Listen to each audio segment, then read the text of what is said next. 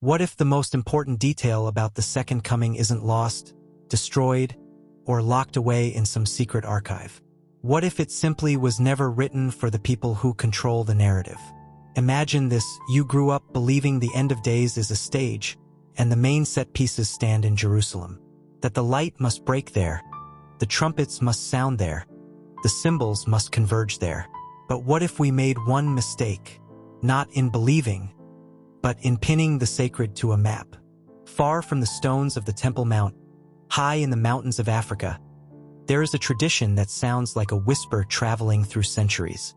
It wasn't born online. Its carriers didn't know how to build a brand, but they knew how to keep vows. It says, God does not always remain where empires want him to be. And if God's presence truly moved with covenant, then covenant could have carried it to a place without thrones, a place with only prayer. Today we're walking into a story where the holy is guarded not by weapons, but by silence, where time does not run by Rome's rhythm, where the word Zion is not an address, but a dwelling of presence. And I'm going to ask a question that feels uncomfortable precisely because it's simple. If the Ark of the Covenant is a sign of divine nearness, and if, in the traditions that speak of it, the Ark left Jerusalem, could the center of sacred history have shifted so quietly that we're still staring at the past when we should be looking somewhere else? Start with an image that arrests the mind. A caravan in the desert. Heat, dust, gold, incense. Guards, and the kind of silence that belongs to people who know they are not traveling for entertainment. The Queen of Sheba stands on the border between history and sacred memory. In the biblical account, she comes to test Solomon's wisdom. In Ethiopian tradition, it is deeper. She comes seeking truth, the kind you cannot buy. And from that encounter comes the storyline that shapes a nation's self-understanding. She returns not only with answers, but with a continuation of lineage, through a son often named Menelik. You can debate where legend ends and chronicle begins. But one thing is hard to deny. Stories like this are not fairy tales. They are identity architecture. They tell people who they are and why their faith is not a borrowed accessory, but an inheritance. And this is where the most dangerous part of the narrative begins. The Ark of the Covenant is one of the most powerful symbols in the biblical world. A chest associated with the tablets of covenant sign, union, presence. In Scripture, it is linked with blessing and judgment, with holiness that cannot be handled casually. And then Ethiopian tradition introduces a claim that feels like reality cracking. The Ark didn't vanish. It was not displayed in a museum. It was not live-streamed. According to the tradition, it was carried, relocated, and it rests in Ethiopia. Here's the key: you don't have to believe it. You can doubt it. You can demand evidence. That's normal. But look at something else. How do people behave when they believe the sacred is near? They don't sell tickets. See the Ark for $10. They don't stage a show.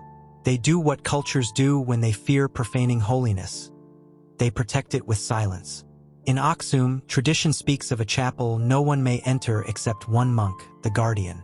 Not a museum employee, a man of vows. His life becomes a wall, and a paradox appears. The more powerful the holy, the less it needs display, and the more it demands purity, at least as they understand it.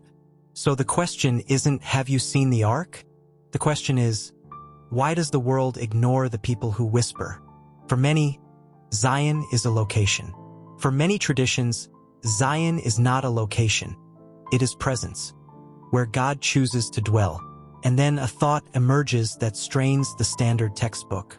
What if God never promised his presence would be tied to one stone forever? What if the holy withdraws from empire, not because it is weak, but because it refuses to become a decoration of power? Some will say, that's dangerous, because it breaks monopoly over the center. But religious history keeps showing something else. Centers shift, not because truth changes, but because human hearts change, and the sacred does not live where it is sold. And that leads us into the theme that can bend the mind even of those far from theology: time. You wake up, check your phone, and trust the date. But the date is not time itself, it's a way of counting it. Ethiopia has its own calendar, distinct from the Gregorian system, and for many believers it is not merely cultural trivia. It is a sign that they did not accept an external rhythm as absolute. In their worldview, time is sacred. A day has weight. A year has memory. Fasts and feasts are not atmosphere. They are the mechanics of spiritual life. And then comes a hypothesis that feels dangerously compelling. What if prophetic, appointed times do not align with the calendar that rules the modern world? What if we keep staring at the sky when we should be listening to rhythm? Scripture repeats the idea. There is a season. Not everything happens at random. And if someone preserves an ancient rhythm, they may be closer to the season than those with the largest platforms. That doesn't mean they are better. It means time can be inhabited differently. And now another knot: suffering. Because sometimes rhythm is preserved not in comfort, but in fire. We live in a culture that wants to avoid pain at any cost. But spiritual traditions often say, pain is not always the end. Sometimes it is a furnace. In many African theological images there is a conviction. Suffering does not always mean God has left. Sometimes it means a people are being formed into guardians, able to hold the holy without pride, without commerce, without imperial arrogance. Ethiopia often appears as a people who survived history's pressure while preserving texts, chants, liturgies, fasts, as if these were lifelines. When the world says periphery, they hear testing. When the world says forgotten, they hear kept. And a theme surfaces. Maybe God prepares not the loudest, but the faithful. Not the most visible, but the enduring. That theme echoes into the diaspora, where people needed not only history, but a language of hope. When people live for generations in humiliation, they search for an image that says, "You are not accidental." For many, Ethiopia became such an image, not only as a nation, but as a sign that the story isn't over. This shouldn't be reduced to political myth. It should be understood psychologically. When the world strips dignity away, people seek sacred language that restores it. In that sense, Ethiopian narratives, covenant, inheritance, lion imagery, royal lines, become a mirror in which people see themselves not as history's victims, but as heirs of promise. But the strongest image of this theme isn't in crowns. It's in stone, where stone became sanctuary. Some places resist dry explanation. You can call it architecture. You can call it engineering. You can call it genius. But when you see the rock-hewn churches of Lalibela, one feeling remains. Someone prayed until stones seemed to soften. These temples did not rise into the sky as displays of power. They descended into the earth as signs of humility, as if people said, if the world takes space from us, we will find it in depth. And the sacred logic answers modern obsession with signs. While some chase miracles in ruins, others live as if the miracle is faithfulness. So the question, where is the temple, becomes less a building plan and more a spiritual diagnosis. Where is presence? Where is prayer? Where is covenant?